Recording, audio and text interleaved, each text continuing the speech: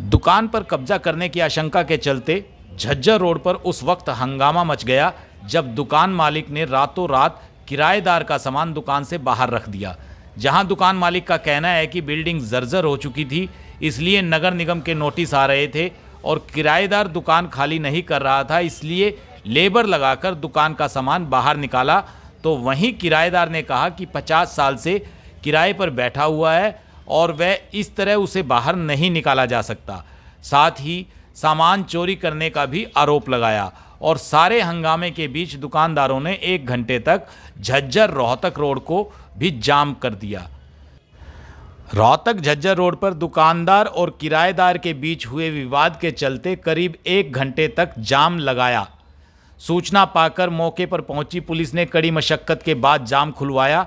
दरअसल हुआ यूं कि अब किराएदार दयाल ने बताया कि वह 50 साल से यहां किराए पर बैठा हुआ है और उसके पास कोर्ट के कागजात भी है, इसमें दुकान खाली नहीं कर सकता।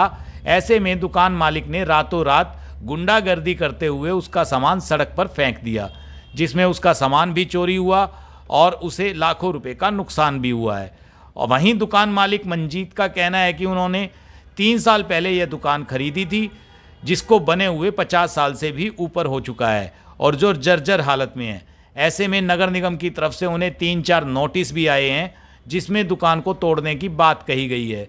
उसने दुकानदार से बार बार दुकान खाली करने के लिए कहा, लेकिन उन्होंने दुकान खाली नहीं की, इसलिए लेबर बुलाकर सही तरीके से किराएदार का सामान बाहर निकाला और यह दुकान हमारी है और जर्जर होने की वजह से इसे दोबारा बनाया जाएगा। वहीं दूसरी ओर आर्यनगर थाना प्रभारी देवेंद्र कुमार ने बताया कि उन्हें रोड जाम की सूचना मिली थी। मौके पर पहुंचे तो यह मामला कुछ और ही मिला।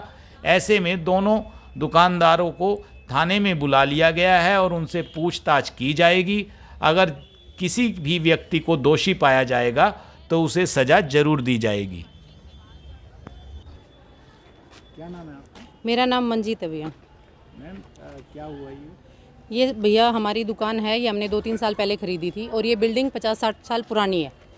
तो इसके नगर निगम से पिछले 6 महीने से नोटिस आ रहे थे, जर्जर हालत में थी, इसको तुड़वाने के नोटिस आए हुए थे। हम लोगों ने इनको बोला कि आप लोग खाली कर दीजिए, इसका नोटिस आया हुआ है। इन लोगों ने खाली नहीं की। उसके बाद हमारे पास दूसरा नोटिस आया, उसके बाद भी इन्होंने नहीं की, फिर तीसरा नोटिस आया, फिर हमारे पास चौथा नोटिस आया और उन्होंने ये आया था कि भाई अगर कुछ हो गया तो उसकी भरपाई आपको करनी पड़ेगी। हम लोगों ने उसके तहत इन लोगों को बोला था, इन्होंने नहीं निकाला तो हमने अपनी लेबर लाए और इनका सामान जैसे था वैसे आराम आराम से निकाल के सब बाहर रखा है। आप देख सकते हो किसी सामान में कोई भी टूट फूट नहीं है। उसके बाद हमने अपनी बिल्डिंग को गिरा दिया वो नोटिस के तहत। तो ये कब से किराए पे थी मैम? ये मुझे नहीं पता भैया, एक्चुअली हम लोगों ने 2-3 साल पहले ख़रीदा इसे, तो उससे आगे मेरे को नहीं पता ये कब से इनके पास किराए पे थी और क्या रेंट था और क्या नहीं था, उस चीज़ के बारे में मुझे कुछ भी नहीं पता। किराए पे कौन था जी? ये भी मुझे नहीं पता कौन था, एक्चुअली मेरे हस्बैंड को पता है, उनका नाम मुझे नहीं पता कौन था। रोड जाम कर दिया जी, आगे क्या रहेगा? अब ये आप लोग देखो भैया और सरकार देखेगी। हमने तो कानून के तहत ही काम किया है, अगर कानून की अवहेलना वो लोग कर रहे हैं तो सरकार देखेगी उन्हें और उनका फैसला वही करेंगे। हमारे बस की बात नहीं है, हमारे जो हाथ में था, जो कानून के तहत था, हमने वो कर दिया है।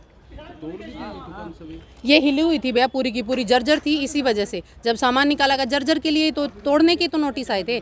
सामान का और क्या था, सामान तो इसीलिए निकाला गया था कि इनका नुकसान ना हो, नहीं तोड़ तो वैसे भी सकते थे, क्रेन से गिरवा देते। हम नोटिस आए हुए थे, नगर निगम की गाड़ी आके गिरा जाती इसे, तो इनका नुकसान होता है। इनका नुकसान बचाने के लिए हमने अपनी लेबर लगाई, उनका सामान बाहर रखा और फिर इसको तोड़वाया लेबर से। आपने इनको बताया था कि हम? हाँ जी, हम लोगों ने इन्हें बताया हुआ था कि आपके नोटिस आए हुए हैं, आप खाली कर दो। ये इन लोगों ने मना कर दिया था खाली करने से। मना क्यों किया जी ने?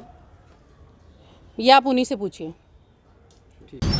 मेरा नाम दयाल है। हमारे पास 40 साल से ये गोदाम किराए पे है। इसके बाद ये ओनर ने किसी को भेजा था, उसके बाद ओनर जब से मुझे दबाव बना रहे हैं कि वो कर लो, उसके अगेंस्ट में हम कोर्ट से जाके स्टे लेके आए हैं। मेरे पास बकायदा कोर्ट के स्टे की प्रॉपर्टी वो है, नोटिस है ये सारे। आज क्या हुआ?